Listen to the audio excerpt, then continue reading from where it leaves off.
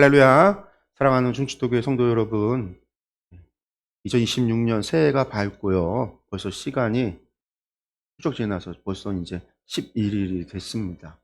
오늘은 이제 주현절 첫 번째 주일입니다. 주현절이라고 하면은요, 예수님께서 이 땅에 당신의 모습을 드러내신 그것을 기념하는 절기입니다. 빛으로 오신 주님께서 우리의 삶의 어두운 구석구석을 비춰주시기를 소망합니다.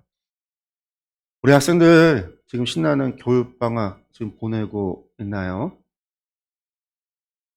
안색이 어두운데 학교 갈 걱정은 없고 이번 방학 때 친구들과 놀러 갈게, 캠프 갈게, 혹은 부족한 공부를 보충할 그런 계획들로 우리가 마음이 들떠 있을 겁니다.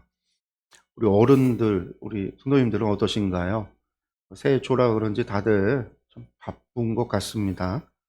직장에서는 신년 사업 계획으로 분주하기도 하고, 가정에서는 자녀들 진학 문제나 재정 계획을 세우느라 정신이 없을 수도 있습니다.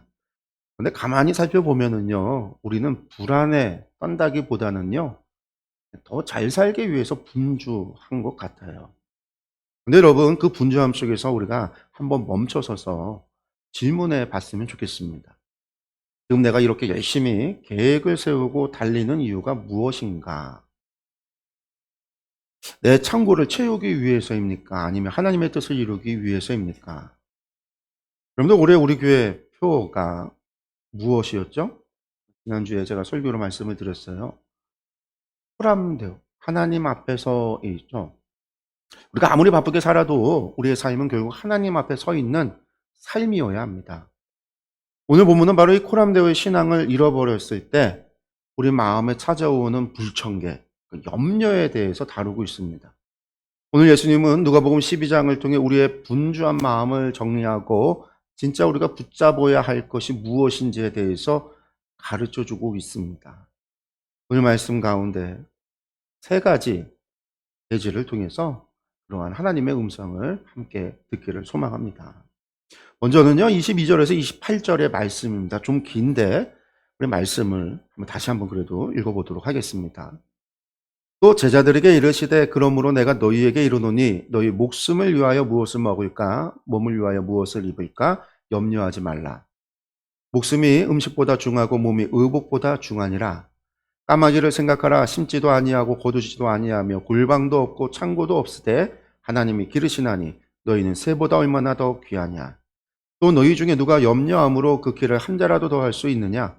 그런즉 가장 작은 일도 하지 못하면서 어찌 다른 일들을 염려하느냐. 백합화를 생각하여 보라. 실도 만들지 않고 짜지도 아니하느니라. 그러나 내가 너희에게 말하노니 솔로몬의 모든 영광으로도 입은 것이 이 꽃 하나만큼 훌륭하지 못하였느니라. 오늘 있다가 내일 아궁이에 던져지는 들풀도 하나님이 이렇게 입히시거든 하물며 너희일까 보냐. 믿음이 작은 자들아. 아멘. 이 말씀을 보면은요, 말씀을 시작하면서 22절에서 예수님께서 제자들에게 너희 목숨을 위하여 무엇을 먹을까 몸을 위하여 무엇을 입을까 염려하지 말라 이렇게 말씀하고 계셔요. 여기서 염려라는 단어에 우리가 주목해 봐야 합니다. 헬라어로는요, 메람나오 이렇게 부르는데요. 이 메람나오라는 말은요, 마음이라고 하는 단어하고 나누다, 쪼개다라고 하는 단어가 합쳐진 말입니다. 그러니까 염려라는 말은요, 단순하게 큰일 났네 걱정하는 그런 정도가 아니라 마음이 여러 갈래로 찢어져서 너덜너덜해진 상태를 말하는 겁니다. 하나님께 집중해야 될 우리 마음의 상태가, 이 마음이 세상의 성공, 사람들의 평판, 미래에 대한 막연한 두려움 이런 것들로 갈기 찢어져서 흩어져 있다. 전혀 힘을 쓰지는 못하는 상태, 이러한 것을 가리켜서 성경은요, 염려, 메람나오라고 부른다라는 거예요. 예수님은요, 이 찢어진 우리 마음을 치유하기 위해서 오늘 말씀을 보면은요, 두 가지 시청각 자료를 보여주고 있어요. 하늘의 까마귀하고요, 들의 백합화입니다. 먼저 24절에 까마귀를 생각하라 이렇게 말씀하고 있잖아요. 여러분들, 유대인들에게 있어서 까마귀는요, 어떤 새일까요? 우리나라는요, 까치는 기란, 좋은 새고 까마귀는 나쁜 새 이렇게 생각을 해요. 근데 실제로 농민들에게 있어서는요, 까마귀가 나빠요. 다수하는 분들은요, 까마귀가 와서, 까치가 와갖고 그냥 다 쪼아버리니까 까치가 나쁘고, 까마귀는 유해, 뭐 시체나 썩은 것들을 먹기 때문에 도리어 좋은 새라고 그래요. 근데 우리나라는 어쨌든 까마귀는 울면 듣기 싫어서 나쁜, 충조를 알리는 나쁜 새. 까치는 손님이 온다, 반가운 손님이 온다 해서 좋은 새 이렇게 이야기하잖아요. 그럼 유대인들은 어떻게 생각했을까요, 여러분들? 유대인들도요, 이 까마귀를요, 나쁜 새, 부정한 새라고 봤어요. 왜냐하면 레위기 11장을 보면은요, 까마귀는 부정한 새다라고, 그래서 먹어서는 안 되는 부정한 새라고 분류합니다. 그러니까 사람들에게 있어서 유대인들에게 있어서 까마귀는요, 혐오감을 주고 가까이 해서는 안 되는 부정한 짐승이에요. 근데 이 새는요, 미래를 위해서 창고도 짓지 않아요. 스스로 농사도 짓지 않는 무능력해 보이는 존재라는 거죠. 그런데 놀라운 반전이 있어요. 예수님은 무엇이라고 말씀하냐면 하나님은요, 사람들을 싫어하고 율법적으로도 부정하다라고 이야기하는 이 새, 아무런 준비도 하지 않는 그 까마귀조차 예수님께서 먹이신다라는 거예요. 두 번째 시청각 자료는 뭐냐면 주변에 있는 들꽃이에요. 27절에 백합화를 생각해보라 라고 말씀하고 있어요. 여기서 우리가 오해하지 말아야 되는 것이 있는데, 이 백합화는요, 이 성경에서 말하는 백합화, 이 백합화는요, 우리가 부활절이 되면은 강대상을 막 꽃으로 이렇게, 갑자기 뭐 한다고 그러죠? 강대상으로 이제, 예? 강담비아. 강담비아를 할 때, 갑자기 막 단어가 생각이 안 나요. 강담비아 할 때 사용하는 꽃이 흰 백합화잖아요. 흰 백합화. 우리가 그 백합화를 생각을 하는데, 성경에는요, 그런 백합화가 이야기하는 게 아니에요. 이 이스라엘 들판에서 나는 들꽃이라고 이야기했는데, 이 들꽃은 뭐냐면 아네모네 혹은 뭐 야생화, 들꽃 전체를 가리켜서 백합화라고 부른 거예요. 그러니까 이스라엘 들판 가운데 핀 아네모네, 이건 붉은색 꽃이거든요. 아주 화려한 붉은색 꽃이에요. 우리가 알고 있는 백합화하고는 전혀 다른 그러한 들꽃, 그냥 길가에 있는 잡초와 같이 있는 들꽃을 백합화라고 이야기하는 거예요. 이 들꽃의 특징이 뭐냐? 백합은 흔하디 흔한 꽃이다라는 거예요. 주인이 따로 없어요. 귀하게 대접받는 그런 화초가 아니라는 거예요. 발에 채일 정도로 많은 길 가다 짓밟히는 그러한 꽃, 그런 잡초 같은 게 들꽃이라는 거예요. 두 번째, 이런 들꽃은요, 생명이 짧아요. 28절에 뭐라고 얘기해요? 오늘 있다가 내일 아궁이에 던져지는 들꽃, 이렇게 이야기하고 있습니다. 그러니까 당시 이스라엘 사람들은요, 빵을 굽거나 할 때에 가마에 불을 지펴야 되잖아요.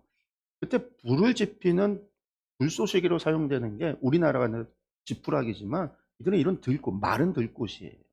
혹은 화력을 확 높일 때 이런 들꽃, 마른 들꽃을 불 속에 집어넣으면 이게 순간적으로 불을 세게 만들어서 화력을 높여요. 이렇게 말라 비틀어진 들꽃은요, 땔감으로 사용되어지는 거예요. 그러니까 이 꽃은 어떤 꽃이냐? 아무도 주목하지 않는 아주 흔하디 흔한 존재이자 내일이면 사라져버릴 덧없는 존재라는 거예요. 그런데 여기에서도 예수님은 충격적인 말씀을 하잖아요. 솔로몬의 모든 영광으로도 입은 것이 이 꽃 하나만큼 훌륭하지 못했다. 훌륭하지 못하다라는 거예요. 인간이 만든 최고의 인공적인 영광, 솔로몬의 옷보다 하나님이 입히신 이 이름 없는 들꽃의 붉은색 화려함이, 이 들꽃의 생명력이 더 아름답다라는 거예요. 예수님이 주장하는 이 말씀. 그리고 나서 덧붙여서 이어지는 말씀 속에서 예수님이 하고자 하는 말씀의 논리가 완성이 돼요. 그럼 이어지는 말씀이 뭐냐? 보아라, 하나님은 사람들이 싫어하는 부정한 까마귀도 먹이신다. 보아라, 하나님은 내일이면 땔감이 될 그 흔해 빠진 들꽃도 솔로몬보다 더 멋지게 아름답게 입히신다. 그러면서 이어지는 말이 뭐예요? 하물며 하나님의 자녀인 너일까 보냐. 하물며 너희일까 보냐라는 거예요. 근데 여러분들, 우리의 현실은 어떠합니까? 예수님께서 아주 중요한 질문을 하고 있어요. 너희 중에 누가 염려함으로 그 길을 한 자라도 더 할 수 있느냐. 여기서 키라고 번역이 되어 있지만요. 헬리키아라고 하는 헬라어는요. 신장이란 키라는 뜻도 있지만 사실은 문맥상의 뜻은요. 수명을 이야기하는 거예요. 수명. 생명의 시간을 이야기하는 거예요. 그러니까 우리가 밤새워 걱정하고 온갖 건강식품을 다 챙겨 먹어 염려한들 내 수명을 단 1초라도 너희가 늘릴 수 있느냐라고 질문하고 있는 거예요. 여러분들 우리가 아무리 애쓰고 노력해서 우리의 생명을 우리가 늘릴 수 있어요? 물론 의사들은 얘기하죠. 건강하면 걸으면 수명이 1초씩 1분씩 늘어난다. 뭐 몇 킬로를 운동하면 그런 이야기들 많이 하지만 사람의 생사화복을 주관하시는 분은요. 하나님이세요. 우리의 살고 죽음을 주관하시는 분은요. 하나님이세요. 가능한 거예요. 예수님은 이것을 가리켜서 무엇이라고 또 말하냐면 작은 일이라는 거. 우리가 염려하여 키를 늘리고자 하는 것, 생명을 늘리고자 하는 것, 여러분들 작은 일이라는 거예요. 즉 염려는요. 문제 해결에 아무런 도움이 되지 못하는 무익한 수고일 뿐이라는 거죠. 여러분들 여기서 우리가 발견해야 될 아주 중요한 영적 원리가 있는 거죠. 그것은 바로요. 하물며의 은혜예요. 하물며. 예수님은 까마귀와 백합화를 보여주면서 우리에게 대물었어요. 오늘 있다가 내일 아궁이에 던져지는 들불도 하나님이 이렇게 입히시거늘 하물며 너희일까 뭐냐. 하나님은요 우리를 기능이나 우리를 능력으로 평가하지 않습니다. 하나님은 우리를요 외모로 평가하지 않아요. 하나님은요 우리를요 겉모습으로 평가하지 않아요. 하나님은 우리를요 입고 있는 옷으로 평가하지 않아요. 우리가 타고 있는 차로 다 평가하지 않아요. 하나님은 우리가 살고 있는 집으로 우리를 평가하지 않아요. 세상은 내가 능력이 있어야 먹고 살 수 있어 라고 말하지만 하나님은 자격 없는 까마귀를 먹이시고요. 내일 사라질 들풀도 입히십니다. 까마귀가 먹을 것을 얻는 것은요. 까마귀가 정결해서가 아닙니다. 들꽃이 아름다운 옷을 입는 것은요. 들꽃이 쓸모가 있어서가 아닙니다. 그저 하나님의 피조물이기 때문이에요. 하물며 하나님의 형상대로 지음받고 예수 그리스도의 피로 사신 자녀가 된 여러분을 그냥 두시겠습니까? 우리가 염려하는 근본적인 이유는 능력이 부족해서가 아니라 내가 가진 것이 없어서가 아니라 나를 돌보시는 아버지에 대한 믿음이 희미해졌기 때문입니다. 사랑하는 우리 학생 여러분, 혹시 여러분 자신을 까마귀나 들풀처럼 느끼고 있지는 않습니까? 나는 성적도 안 좋고 그런 재능도 없어. 나는 저 들의 잡초처럼 존재감이 없어. 혹은 나는 죄를 지어 하나님께 사랑받을 자격이 없어 라고 생각하며 스스로를 위축하고 혹은 그렇게 위축되어 있지는 않습니까? 그런데 여러분들의 마음을 찢지 마십시오. 염려하지 마십시오. 하나님은 부정한 까마귀도 먹이시고 이름 없는 들꽃도 솔로몬보다 귀하게 여깁니다. 여러분의 가치는 성적표나 외모에 있는 것이 아닙니다. 하나님이 여러분의 아버지라는 사실, 그 관계가 여러분을 가장 존귀하게 만듭니다.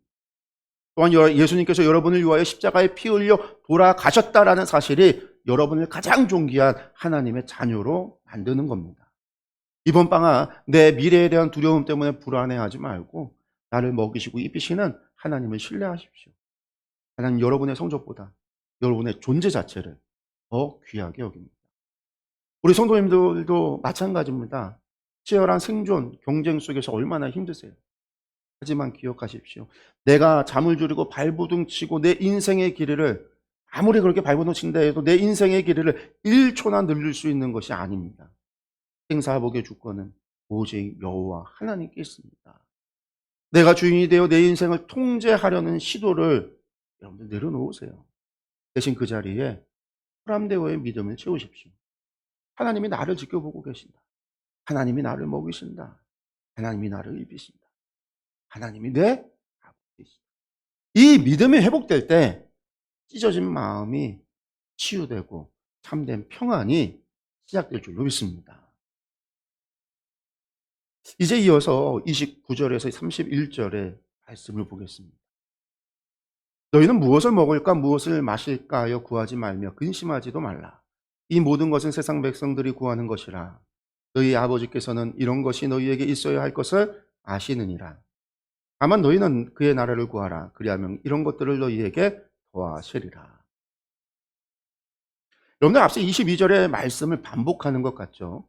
29절 말씀이 어떻게 시작을 하냐면 너희는 무엇을 먹을까 무엇을 마실까요? 구하지 말며 근심하지도 말라. 이렇게 말씀하고 있어요.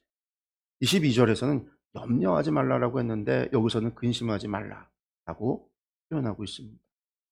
염려와 근심이라는 단어를 사용하고 있죠. 그래서 근심하다라는 단어는요, 메테오리제스테라고 하는 말이에요. 메테오리제스테. 이 말이 원래의 뜻이 무엇이냐면 공중에 붕 떠 있다. 그런 말이에요. 근데 배가 닻을 내리지 못하고 파도에 이리저리 흔들리는 상태, 붕 떠 있는 상태, 그런 것을 의미하는 거예요. 혹은 내일 날씨가 어떨지 몰라서 내일 날씨가 어떻게 변할지 몰라서 조마조마해서 하늘만 쳐다보고 있는 상태, 그것을 근심하다라고 표현하는 거예요. 예수님은 이런 태도를요 30절에서 무엇이라고 이야기하냐면요 이 모든 것은 세상 백성들이 구하는 것이다 라고 말씀하고 있어요. 왜 세상 사람들, 하나님을 모르는 이방인들은 먹고 마시는 것에 목숨을 걸까요 여러분들? 하나님을 모르는 세상 사람들은 눈에 보이는 물질이 전부인 줄을 알고 그것이 없으면 인생이 망하는 것처럼 공중에 붕 뜬 상태로 불안해하며 산다라는 거예요. 내일을 몰라서 오늘을 하늘만 쳐다보고 불안해한다라는 거예요. 여러분들 그들이 그렇게 살아가는 이유는요. 그들에게 영적인 아버지가 없기 때문입니다. 한마디로 그들은 영적인 고아와 같은 상태라는 거예요. 여러분들 고아는요 자기를 돌보줄 보호자가 없기 때문에 스스로 밥그릇을 챙겨야 하고 내일 먹을 것을 오늘 비축해 두지 않으면요 불안해서 견딜 수가 없어요. 그래서 그들의 삶의 1순위는요 언제나 생존이고 물질이 될 수밖에 없는 거예요. 하지만 30절 하반절에서 예수님은 무엇이라고 이야기하냐면 너희 아버지께서는 이런 것이 너희에게 있어야 할 것을 아신다. 이렇게 말씀하셨어요. 여기서 뭐라고 말씀하셨다고요? 너희 아버지께서. 너희 아버지께서. 여러분 예수님께서 의미하시는 바가 무엇이에요? 우리는 고아가 아니라는 거예요. 그렇습니다. 하나님께서는요 예수님의 피로 우리를 사셔서 자녀 삼아 주셨습니다. 우리는 고아가 아니에요. 우리에게는 아버지가 계십니다. 하나님 아버지입니다. 하나님 아버지는 자녀에게 무엇이 필요한지, 밥이 필요한지, 등록금이 필요한지 이미 다 알고 계시다라는 거예요. 그러니 고아처럼 불안해하며 공중에 붕 뜬 마음으로 살지 말라라는 거예요. 여러분들 이 말씀의 원리는 명확해요. 내가 누구인가? 이것에 따라서 무엇을 먼저 할 것인가가 결정이 된다라는 말이에요. 세상 사람들은요 자신이 고아라고 생각을 하기 때문에 돌봐줄 아버지가 없으니까 내가 스스로 내 밥그릇을 챙겨야 해요. 그것이 오직 생존의 목표가 될 수밖에 없는 이유예요. 물질을 구할 수밖에 없는 인생이 되는 이유예요. 그러나 우리는요 하나님의 자녀예요. 아버지가 계세요. 아버지께서 책임지세요. 아버지께서 다 알고 다 책임지세요. 그러니까 우리는요 무엇을 먹을까 무엇을 입을까 무엇을 마실까 염려할 필요가 없는 거예요. 두려워할 필요가 없는 거예요. 근심할 필요가 없는 거예요. 그러니 우리는요 하나님의 자녀인 우리의 1순위는 밥그릇이 아니라 아버지의 뜻, 하나님 나라를 위해서 살아간다라는 거예요. 여기서 31절의 말씀을 우리는 기억해야 합니다. 다만 너희는 그의 나라를 구하라. 그리하면 이 모든 것을 너희에게 더하시리라. 여러분들 여기서 순서가 바뀌어서는 안 돼요. 순서가 바뀌어서는 안 돼요. 그의 나라를 구하는 거 그러면 더하신다라는 거예요. 이 말씀은 내 삶의 통치권을 하나님께 맡겨드리라는 뜻입니다. 하나님 내 인생의 왕은요 내가 아닙니다. 하나님 아버지이십니다. 주님이 다스려 주십시오. 이것이 하나님 나라를 구하는 거예요. 우리가 하나님의 나라를 구하면 하나님은 우리의 필요 이 모든 것을 책임지시는 덤의 은혜를 주신다라는 거예요. 여러분들 순서가 바뀌면 안 됩니다. 순서가 바뀌면 둘 다 잃지만 순서를 바로잡으면 둘 다 얻습니다. 그것이 천국의 비밀이에요. 여러분 1월 한 달의 삶 얼마 안 지났죠. 아직 반도 안 지난 11일이지만 우리가 한번 뒤돌아보고 점검해 볼까요? 혹시 우리도 무늬만 크리스천이고 실상은 고아처럼 살고 있지는 않습니까? 내 힘으로 모든 것을 해결하려고 내 계획대로 안 되면 불안해서 잠을 못 자고 있지는 않습니까? 그런데 그것은요, 아버지를 무시하는 태도입니다. 우리 학생들 방학 계획표를 짤 때 가장 먼저 집어넣은 것이 무엇이에요? 학원 시간입니까? 게임 시간입니까? 친구와의 만남입니까? 아니면 여러분들 하나님과의 만나는 시간을 제 우선순위에 두었습니까? 친구들과 놀러 갈 계획은 철저하게 세우면서 수련회나 매일 말씀을 묵상하고 큐티하는 시간 남으면 하지. 이렇게 뒤로 미루고 있지는 않습니까? 그런데 그것은요, 세상 백성의 방식이에요. 이방인들의 방식이에요. 고아들의 방식이에요. 여러분이 고아가 아니라 하나님의 자녀라면 이번 방학 계획표의 가장 윗자리에 하나님 나라를 두십시오. 말씀 보는 시간, 기도하는 시간을 먼저 떼어놓고 그 외 시간에 다른 걸 하십시오. 공부를 시작하기 전에 말씀을 먼저 묵상하고 하나님과 기도하는 시간을 가지세요. 그러면 하나님께서 여러분의 학업과 진로라는 덤을 도와여 주실 겁니다. 우리 성도 여러분들도 마찬가지입니다. 새 가계부를 쓰고 사업 계획을 세울 때 그 목표가 단순히 돈 더 많이 벌어서 편하게 사는 것, 이것이 되어서는 안 돼요. 이거는 세상 사람들이 하는 거예요. 고아들이 하는 거예요. 하나님, 제가 올 한 해 코람데오의 정신으로, 코람데오의 믿음으로 주님의 뜻을 먼저 구하겠습니다. 하나님 나라를 먼저 구하겠습니다. 제 생업을 책임져 주십시오라고 기도하며 나아갈 때 하나님께서 여러분의 삶을 든든히 붙들어 주실 겁니다. 이제 마지막으로 예수님께서는요, 우리의 정신을 깨우는 아주 중요한 말씀을 해요. 32절에서 34절의 말씀입니다. 적은 무리여 무서워 말라. 너희 아버지께서 그 나라를 너희에게 주시기를 기뻐하시느니라. 너희 소유를 팔아 구제하여 낡아지지 아니하는 배낭을 만들라. 곧 하늘에 둔 바 다함이 없는 보물이니 거기는 도둑도 가까이 하는 일이 없고 좀도 먹는 일이 없느니라. 너희 보물 있는 곳에는 너희 마음도 있으리라. 우선 예수님께서 제자들을 향해서 적은 무리여 무서워 말라 이렇게 말씀하고 계세요. 이때 예수님은요, 제자들을 향해 적은 무리라고 불렀는데요. 이 적은 무리를 헬라어를 직역을 해보면요, 원래 어떤 의미냐면 작고 귀여운 양떼라는 말이에요. 한마디로 세상적으로 볼 때 교회는, 그리고 믿음으로 살려고 하는 사람들은요, 작고 약해 보인다라는 거예요. 거대한 세상의 힘 앞에 우리는 아주 초라한 양떼 같다라는 이야기인 거죠. 그러나 예수님은요, 반전을 선포해요. 너희 아버지께서 그 나라를 너희에게 주시기를 기뻐하신다. 하나님은 억지로 마지못해 우리를 도우시는 분이 아닙니다. 하나님은 하나님 나라를 우리에게 주시는 것, 이것을 하나님은 너무나 기뻐하신다라는 거예요. 이 확신이 있기에 33절에 아주 파격적인 명령을 할 수가 있는 거죠. 너희 소유를 팔아 구제하여 낡아지지 않는 배낭을 만들라. 여러분들, 세상의 돈주머니는 낡습니다. 도둑이 들고 좀이 먹어요. 하지만 가난한 이웃에게 나눠줌으로써 하늘에 쌓은 보물은 영원히 안전하다라는 거죠. 오늘 여러분, 세상은요, 움켜쥐어야 산다라고 가르쳐요. 고아는 유산을 물려줄 아버지가 없기에 자기가 악착같이 모아야만 살아갈 수 있어요. 앞서 우리가 보았던 어리석은 부자가 딱 그런 사람이에요. 하지만 예수님은요, 비워야 산다, 나누어야 쌓인다라고 말씀하고 있어요. 어떻게 자기 것을 팔아 나눠 줄 수 있을까요? 하나님이 기쁨으로 나에게 하나님 나라를 주셨다라는 확신이 있을 때, 내가 고아가 아니라 상속자라고 하는 확신이 있을 때만이 가능한 거예요. 내가 본 것이 내 노력의 대가가 아니라 하나님의 선물임을 아는 사람만이 손을 펼 수가 있습니다. 코람데오의 삶은 결국 내 보물을 어디에 두느냐로 증명이 되는 거죠. 바로 이것을 예수님께서 마지막에 우리가 외면하고 싶은 그 진리를 선포해요. 바로 34절에 너희 보물이 있는 곳에 너희 마음도 있다. 여러분들, 이것을 거꾸로 말하면요, 내 돈과 시간이 흘러가는 곳을 보면은요, 내 마음의 진짜 주인이 누구인지 드러난다라는 거예요. 나타난다라는 거예요. 그래서 여러분들, 이번 방학 때 용돈을 어디에 쓰고 있어요? 나를 꾸미고 내가 먹고 내가 노는 데에만 100% 쓰고 있다라고 한다면 내 마음의 주인은 하나님이 아니에요. 여전히 나예요. 이번 방과 작은 실천을 각자가 해봤으면 좋겠어요. 용돈에 입을 때 어려운 친구들에게 밥을 한 끼 사주던가, 온 교회를 섬기는 봉사나 선교에 여러분의 물질과 시간을 들여보시기 바래요. 그것이 하늘의 보물을 쌓는 일입니다.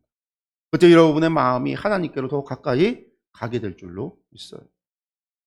우리 성도님들도 마찬가지입니다. 우리는 늘 조금만 더 여유가 생기면 나누겠다 이렇게 이야기를 해요.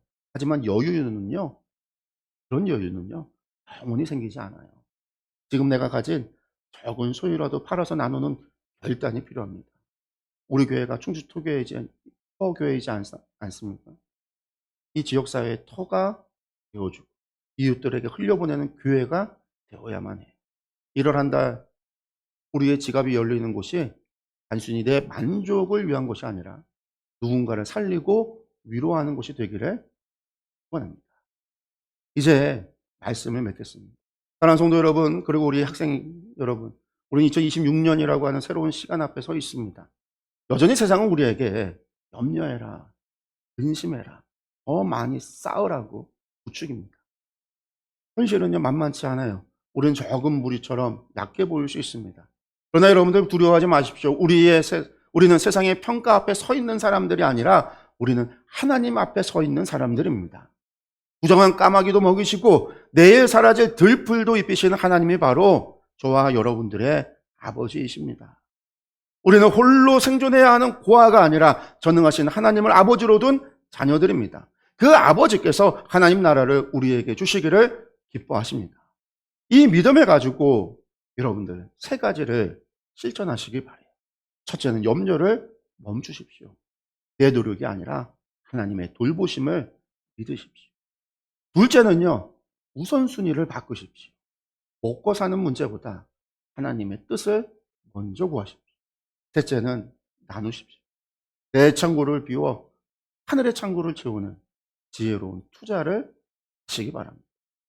이번 한 주간 바쁜 일상 속에서도 순간순간 나는 지금 하나님 앞에 있다라고 고백하시길 바랍니다. 그 코람데오의 신앙이 여러분의 모든 염려를 기도로 바꾸고 두려움을 기대로 바꾸는 놀라운 능력이 되기를 주님의 이름으로 축원합니다.